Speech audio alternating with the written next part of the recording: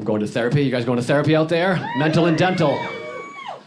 No? Not a big therapy. In New York, too. I love it. I can do it for you. If you guys wanted to go, maybe you can't afford it, I can do it for you. I didn't go to college or anything, but I know how to do therapy. I've been going long enough. Whatever you're dealing with, it's because of your family. Look no further than your own family. That's all therapy is. You complain about your problems, and they says, it's your family. And then you're like, still, great. And you give them your money, and then you leave. At first, I was skeptical. I was like, I don't know. And then I spent 11 seconds with my family, and I was like, he nailed it. These are the worst people I've ever met in my life. I don't know how I didn't see this earlier. My Aunt Betty, she's a big source of my anxiety. I don't know if you guys know her at all.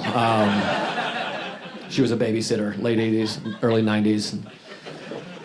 I have anxiety. That's like my big issue.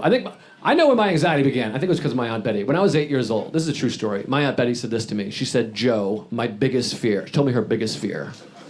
I didn't ask her what her biggest fear was because I was 8 years old. I did not give a shit about her fears, but she told me anyway. She said, my biggest fear is that when I go to the bathroom, there'll be a man hiding behind the shower curtain waiting to get me.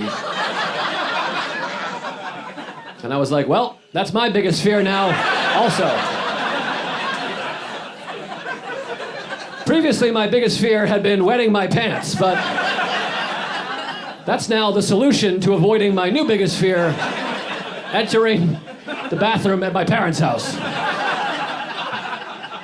My parents are like, what do you want for your 9th birthday? I'm like, how about a urinal in my bedroom? And maybe a firearm and a new babysitter, the big three.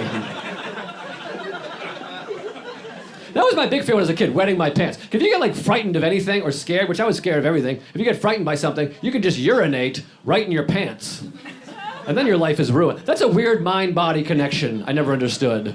Like your brain is like, I'm terrified, and then your bladder's like, we'll go ahead and piss then.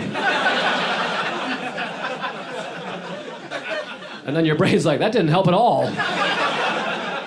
And your bladder's like, that's all we know how to do. We just want to let you know we were helping. And then your colon's like, we're ready to rock also if you want us to fire something off.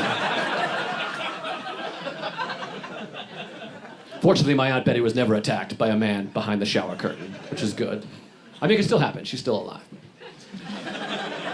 It probably won't. She lives with her parents. They have a security system set up. And she's always lived with her parents. She's never moved out. She's never been married. She had the wrong worst fear.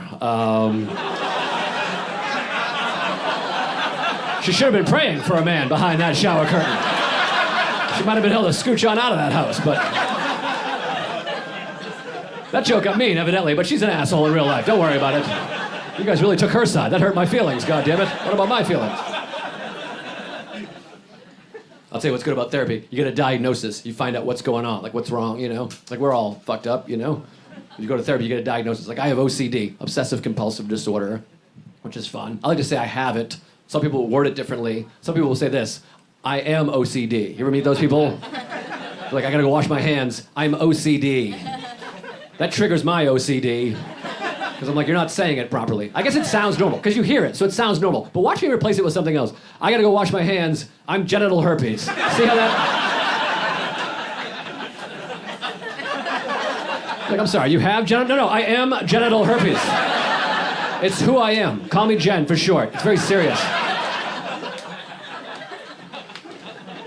I'm trying to relax more. It's hard. I got into Buddhism. I'm like a Buddhist, sort of. I read a Buddhist book, you know. It wasn't a book. It was a meme, if I'm being honest with you guys, but... I like to say book. You sound smarter when you say you read a book. But memes are more, they're preferable. They're more succinct, you know. This is what it said. It had a good quote. It said, let negative thoughts come into your head, but don't serve them tea. Because you don't want your negative thoughts lingering around drinking tea. That's like the analogy, I guess. My negative thoughts aren't drinking tea. Mine are doing cocaine. That's a better analogy. My negative thoughts are like, climate change is going to make the world uninhabitable. Tomorrow! I'm like, oh, fuck. Jesus. I read this. Human beings have up to 70,000 thoughts a day. Did you guys know that? I thought it was like 9. I had no idea. 70,000 is too many. I don't think I have 70,000 thoughts a day. I feel like I have 4 thoughts a day. They just repeat 70,000 times. My 4 thoughts are, my parents gonna die, I'm horny, is that cancer, is this funny? Those are the only 4 thoughts I ever have in my life.